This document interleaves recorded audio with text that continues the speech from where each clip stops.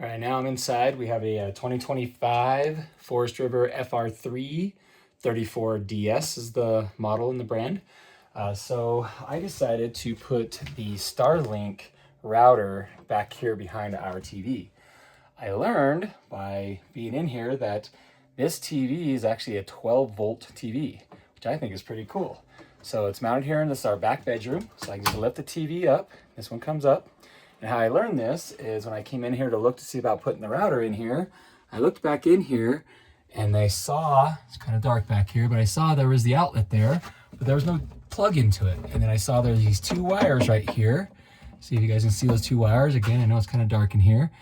Those two wires, and on these little tags right here, it said 12 volt. So I got a meter and I double checked it and tested it. I actually unplugged from the shore power.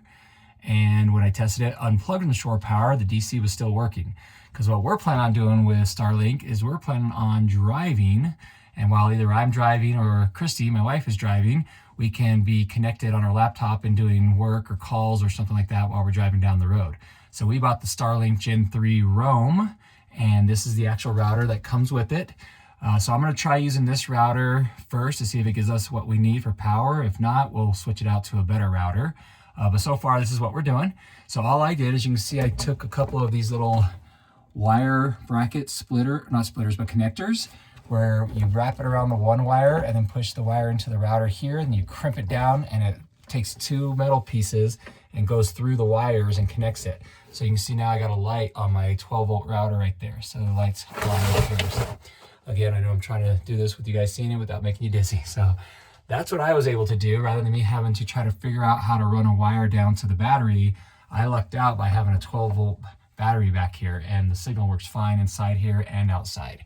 So my next thing is right above us here is where I'm going to install the Starlink dish, and I'm actually going to install the dish directly behind our second air conditioner, which is right above the bedroom. And the reason why I'm doing that is it'll help with the wind shear going over the top of it. Because I'm just going to use heavy duty magnets to mount it to the top of the roof with VHB sticky pads, which are very heavy duty. So the great thing about it is putting it behind the air conditioner is the wind will blow right over the top of it and I have a clear view of the sky.